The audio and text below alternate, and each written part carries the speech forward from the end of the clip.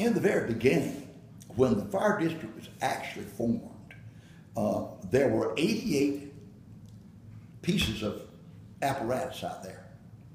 That included brush trucks, service trucks, tankers, and pumpers.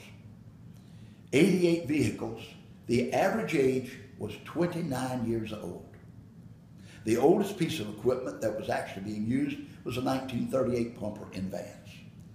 The newer equipment would go into Ellery. They had a new truck, but it was 22 years old at that time. And so we had, and North had some good equipment, but it was how did the county fire system come about? First, we had to realize the independence of the volunteer stations and the independence of the towns. So we got out and had town meetings and met with town councils and met with them about seeking a county funding source. And they were on board with getting money in. But there again, it was still the independence of both volunteers and the town systems that everybody wanted to be independent to themselves. And we had to come up with some alternatives.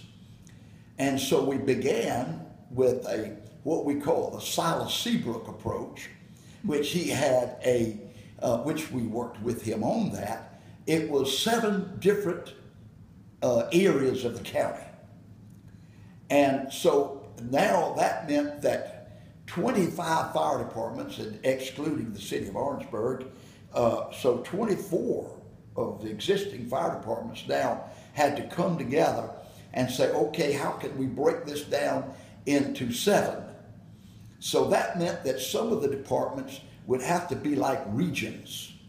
Well, it wasn't long after that Danny Covington came up with a plan to have 4 districts. Well, now, what happened? Now, how would we arrange that? And so, as people began to get on board, they saw more and more the need to have a one-county system. Now, I looked at this, and we have always wanted to have a one-county system. The funding was the key issue.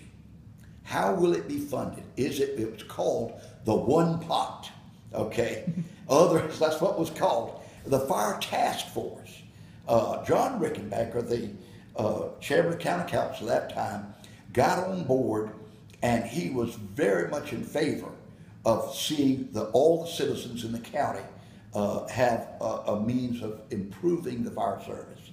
And he really led the charge in this matter, but the council would only accept a one funding source, which really most people, even though they may have opposed it, were receptive to it.